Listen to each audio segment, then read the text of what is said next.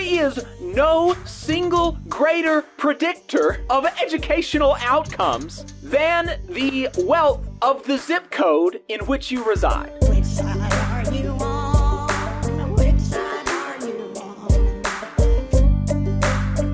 We're going to play this clip, and I think probably a lot of y'all have heard it. Adam, have you heard this Tuberville clip? So I'm a little familiar with what you're talking about. I heard a little bit of it, but I'm not sure I've heard the full clip that we have. So I am looking forward to this. All right, yeah. Well, so let's just jump in and play this clip from Tuberville on the Donald Trump Jr. podcast about what he thinks about teachers, but a specific kind of teacher. Wonder if we can kind of parse what he's trying to say there. The COVID really brought it out about how bad our schools are and how bad our teachers are in the inner city. Most of them in the inner city, I don't know how they got degrees, to be honest with you. I don't know whether they can read and write. But they're the experts that want to make sure that parents have no say. How do you decide what to do with your children? They want to raise. They want less time to work, less time in school. It's just we've ruined work ethic in this country. We've ruined work ethic in this country, says the absolute freak who, just remember when there was talk about a stock trade ban, which I think was actually under the Republicans. I think Republicans in the House were proposing this. He was saying how if he wasn't allowed to trade stocks in D.C., and what is trading stocks? Trading stocks and making money off of stocks is literally just making money off of money. Teachers, linemen, other workers, even clickety-clack workers, right? Even workers like me who clickety-clack all day on the computer. We actually do something physically. We sell our time and we create value and we get money for that. People like him who make money off of money just sit there. They just sit there while their money makes them money. They're not sweating. They're not working. They're not spending any time doing any of this. They are just wealthy, and by virtue of the wealth that they have, they get more of it. And this absolute freak has the gall to question the work ethic of teachers, and then inner city teachers at that, who no doubt, because of the rampant underfunding of our inner cities and because of the poverty in our inner cities, have some of the hardest jobs of any teacher in the country, not because inner city students, and we know what they're talking about there, right? Black. They're talking about black students. It's not because black students are incapable of learning or that they are inferior. It is because poverty is correlated with educational outcomes. In fact, there is no single greater predictor of educational outcomes than the wealth of the zip code in which you reside. The single greatest predictor of educational outcomes is the median wealth of the zip code that you live in. Right? And so even if we have superstar teachers who are not only can read and write, as obviously every single inner city teacher can, but superstar teachers who got fancy degrees from Harvard and know everything and are the up to date on the latest pedagogy in classroom learning, even that's not correlated with success as much as wealth. And you cannot erase all of that, erase all of the environment that they are growing up in the classroom. You just simply can't do that.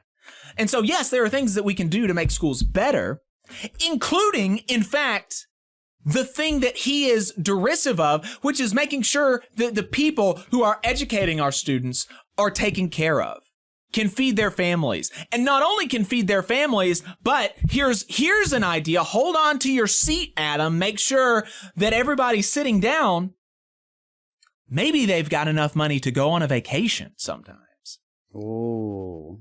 Maybe they have some disposable income. Maybe they can go to a fancy restaurant every now and then. Are you saying maybe, just maybe, they could afford to live in the cities in which they teach? Now, look, I know this is some wild stuff that I'm proposing, but I think it's reasonable.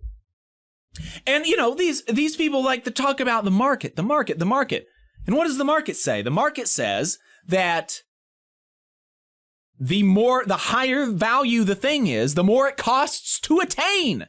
Right? And so, obviously then, there's going to be some correlation with the degree to which teachers are compensated and their ability to perform their jobs. It's not going to be the end-all, be-all, obviously. And then not to mention that it's just the right thing to do. If we're going to be a government and we're going to have jobs for people, we're going to put jobs out there and we're going to say, we need this done, then the people who do the thing that we need done ought to be compensated for it. Obviously. Right, absolutely. You want the best and brightest doing this kind of work because educating children is hard work, it's complicated work, it's very important work. And so you want the best and brightest folks available, and you've got to pay for that, right? Yeah. Because people have options. Teachers are required to go through, at the very, very minimum, a 4-year degree with an internship. Okay, so in many areas of the country, not Alabama, where Senator Tuberville represents, but in many other areas of the country, to be a fully certified teacher, you actually have to get a master's degree. You have to go beyond just a bachelor's. So these are very, highly trained people, very highly educated people, and with that degree of education and training, you can command higher salaries in the private market. You can go do other jobs beyond teaching and typically make a higher salary, right? There's a lot of research indicating this. And so, yeah, it's very insulting. It's very racial, his comments. Like you said, we know who and what he's talking about when he says inner city. Obviously.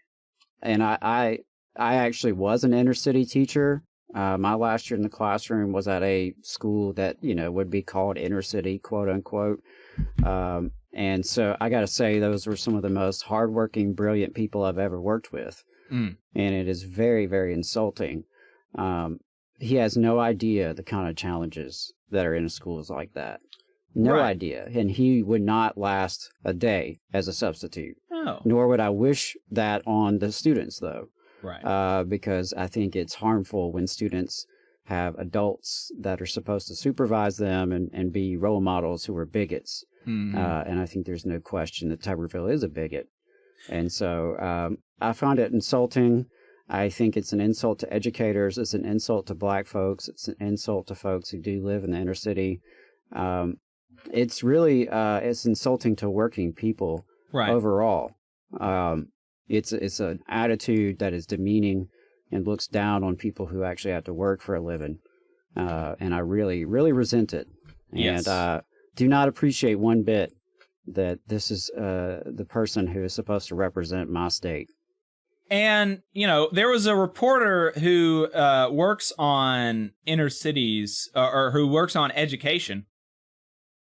And she said, Tricia Crane, she said, I wonder if Senator Tuberville would be willing to spend a week as a substitute teacher and let me shadow him and write about it. I would love that. And I got to say, I have my disagreements with Tricia Crane sometimes when we get into the weeds of education policy, but I think that's a brilliant idea, and I support that 100%. Please, Senator Tuberville, take some time to be a substitute. You can even do a few different schools that week. Start off at the middle school. Start strong. Let's go to 8th grade. Yeah. Let's put you in 8th grade for a couple days. And if you're still around, then we can move you around to the high school level and maybe the elementary level and just see how you do. Yeah. And what a freak. Seriously. What an absolute freak. You just saw a clip from the Valley Labor Report. We are live every Saturday morning from 9:30 a.m. till 12:30 p.m. And we pride ourselves on keeping all of our content free to everybody so that we can talk to as many working folks as possible. If you support the work that we're doing, you think that it's important, you think that it's good, then consider making a monthly contribution to the project, and you can do that on our website, tvlr.fm.